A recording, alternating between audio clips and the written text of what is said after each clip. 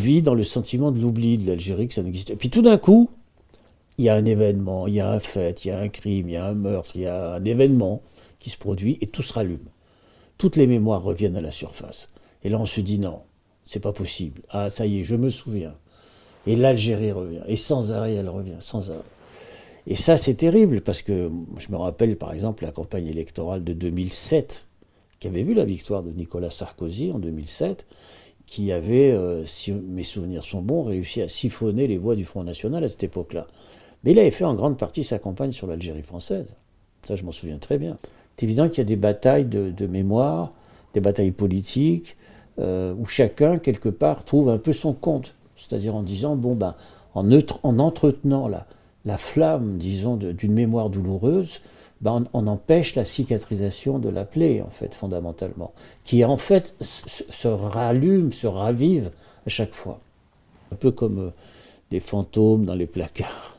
On a l'impression qu'on a tout fermé, on a tout cadenassé, on a tout bétonné, mais ça s'échappe quand même, la mémoire revient quand même.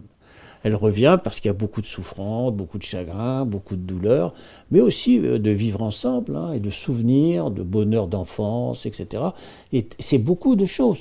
Mais celle-là est la plus grave pour une raison qui est très simple, c'est qu'il n'y a plus d'ambassadeur d'Algérie en France depuis maintenant plusieurs mois, et il n'y a plus d'ambassadeur de France en Algérie également depuis plusieurs mois.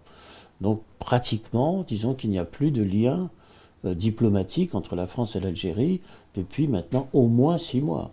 Donc ça commence à devenir une crise qui s'installe dans la durée, et ça, c'est quelque chose de totalement inédit. Selon moi, envisager la possibilité de gestes mémoriels, ce serait une sorte de substitut à une reprise de liens directement politiques. Par exemple, sur les questions des OQTF et aussi la question très importante des visas.